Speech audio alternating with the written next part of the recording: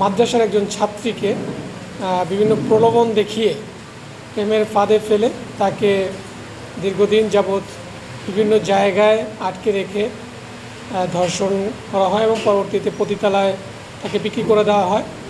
এটা নিয়ে এলাকায় একটু ভালো আলোড়ন সৃষ্টি করে।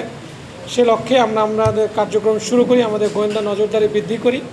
এখানে একটি বিষয় ছিল যে মেয়েটি মাদ্রাসায় পড়াশোনা করত এবং ছেলেটি ছিল অন্য ধর্মাবলম্বী, হিন্দু ধর্মের। তো এখানে তার পরিচয়টা গোপন করে এই প্রেমের কাজটা করে। মূলত এরা দুইজনই সোশ্যাল মিডিয়াতে একটা অ্যাপ ভিত্তিক একটা সোশ্যাল মিডিয়ার মাধ্যমে তারা কাজ করত, যেখানে তারা ব্যবসায়িক কোনো কাজের সাথে রিলেটেড ছিল। সেখানেই তাদের পরিচয় হয়। এই পরিচয়ে ছেলেটি তার পরিচয়টা গোপন রাখে, তার যে আসল যে ধর্মটা সেটা সে পরিচয় রাখে এবং মেয়েটা জানতো না। এটা যখন আমাদের নজরে আসে আমরা এটা নিয়ে কার্যক্রম শুরু করি। কার্যক্রমের শুরুর প্রেক্ষাপটে একটা পর্যায়ে আমরা জানতে পারি যে এই ছেলেটা সাতক্ষীরায় আশাশুনি থানার একজন বাসিন্দা এবং তার বয়স অ্যারাউন্ড 20-20-এর মতো করে।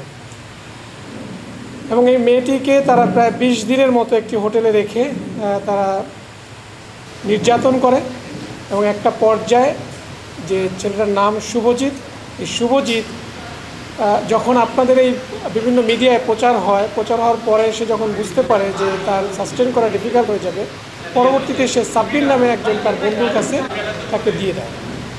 দেওয়ার পরে এই সাব্বির তাকে একটি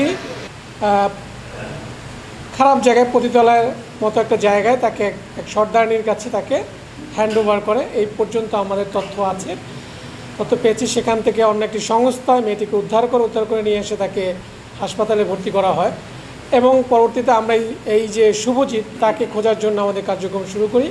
এবং গতকাল আমরা জানতে পারি যে শুভজিৎ সাতক্ষীরাতে আছে এবং সে যখন সোশ্যাল মিডিয়াতে এইভাবে যখন প্রচার শুরু হয় তখন সে যখন বুঝতে পারে যে আইনশৃঙ্খলা বাহিনী তাকে তার পিছনে লেগেছে এবং তাকে খোঁজাখুঁজি শুরু করেছে, তখন সে গত কয়েকদিন যাবতই পার্শ্ববর্তী একটি দেশে পালিয়ে যাওয়ার চেষ্টা করে। সে খবর আমাদের কাছে আসে।